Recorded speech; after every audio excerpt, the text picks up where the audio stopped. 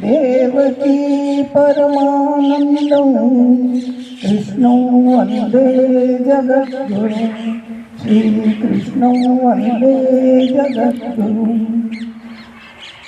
सबको पता है कि भगवद गीता अपना हिंदू ग्रंथ है, बड़ा ग्रंथ है, और जीवन के कल्याण के लिए इसी ग्रंथ की महत्वता बहुत है।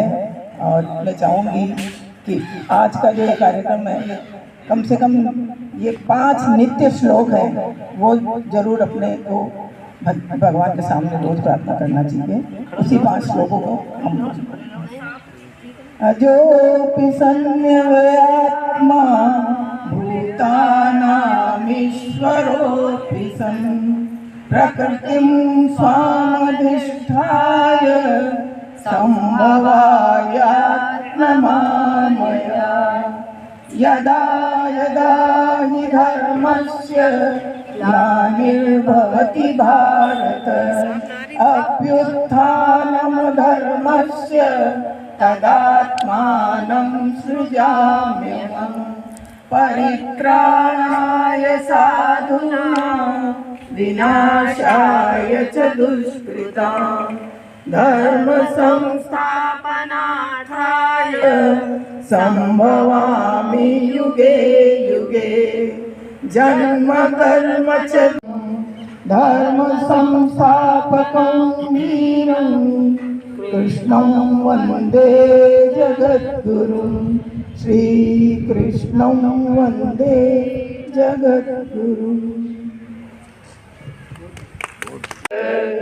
त्यक्त्वा देहं पुनर्जन्म नैति मामेति सोऽर्जुन। वीतराग भयक्रोधा मन्मया मामुपाश्रिताः। बहवो ज्ञानतपसा पूता मद्भावमागताः। समय लेकर यहाँ आए हैं तो ये समय व्यर्थ नहीं जाएगा। हम अपने शरीर को, अपनी आत्मा को ये समय दे रहे हैं। जैसे कि अभी आज सभी को पता ही है कि बसंत पंचमी है, तो सबसे पहले सभी को बसंत पंचमी की बहुत बहुत शुभकामनाएं और सभी का दिल से बहुत बहुत प्रणाम। गीता परिवार के बारे में अभी आपको थोड़ा बहुत इसने बता ही दिया कि किस तरीके से इसकी क्लासेस कंडक्ट होती हैं और कैसे ये सब चल रहा है। इतना करेगी क्योंकि संस्कृत एक साइंटिफिक लैंग्वेज है। इनफैक्ट अपनी सब लैंग्वेजेस का जो सूत्रधार या बोलें कि उद्गम स्थल है तो संस्कृत है। संस्कृत ऐसे ही नहीं है, अगर इसको सही तरीके से बोला जाता है तो ये अपनी सांसों पर काम करती है। कई लोगों की जो दमे की बीमारी है या नॉस्ट्रिल की बीमारी है, सर्दी खांसी की बीमारियां हैं, जनरल बीमारियां हैं, लेकिन बहुत तकलीफ देती हैं। तो सिर्फ संस्कृत के सही उच्चारण से ही ये बीमारियां सही हुई है। इसके प्रैक्टिकल एग्जाम्पल्स हैं जो इसी क्लास में हमसे शेयर हुए हैं।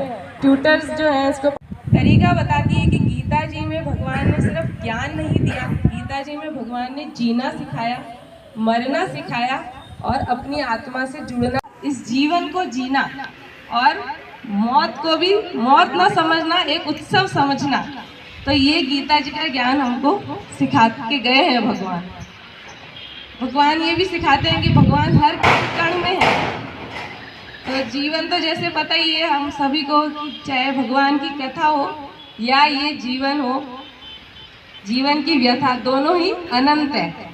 इससे बाहर निकलना है। ये गीता जी को पढ़कर, इसके भावार्थ को समझकर, और इस क्लास में बहुत अच्छे तरीके से जो विवेचन सत्र होते हैं सैटरडे संडे को, बहुत ही अच्छे तरीके से समझाया जाता है। सिर्फ गीता जी नहीं समझाई जाती, उसका क्या प्रैक्टिकल एप्लीकेशन है, बाद में इसमें प्रश्नोत्तर वो बताते हैं।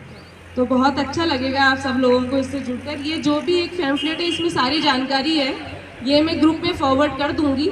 और जो भी इससे रिलेटेड किसी को कोई भी क्वेरी हो तो आप संपर्क कर सकते हैं।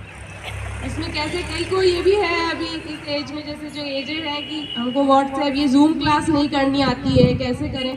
तो तो अगर इसका रहेगा ऐसे लगेगा तो इसकी भी एक क्लास अपन यहाँ पे नारी शक्ति या अपने इसके तत्वावधान में रख देंगे कि कैसे मोबाइल से हम जूम से जुड़ें, कैसे ये क्लासेस करें। तो इसमें कोई झिझकने की जरूरत नहीं है, हम सब सीख रहे हैं और आगे बढ़ रहे हैं। तो सीखना ही जीवन है, तो सीखने में कभी कोई झिझक महसूस ना करें। जो चीज़ नहीं आती है बिल्कुल खुल के बता सकते हैं, आपस में एक दूसरे से ही हम सीख कर आगे बढ़ते हैं। एक ये चीज़ मेरे मन में अभी आई कि जैसे अगर हम अपने शरीर से प्यार करते हैं तो हमें करना चाहिए योगासन। हम करते हैं अपनी सांसों से प्यार, करते हैं सभी, हम करते हैं अपनी सांसों से प्यार तो करें प्राणायाम, करते हैं अपनी आत्मा से प्यार तो करें ध्यान, और करते हैं परमात्मा से प्यार तो करें समर्पण। समर्पण, हर चीज का समर्पण, राग द्वेष ये भावनाएं हैं जो भगवान की दी हुई हैं, ये भावनाएं हमारे शरीर में, लेकिन हर भावना को भगवान के प्रति समर्पित कर देना, तो उससे अपन बंधते नहीं हैं और फिर उससे रिलेटेड जो टेंशन्स होती है वो भी अपनी नहीं होती। बहुत बढ़िया, जय श्री कृष्ण।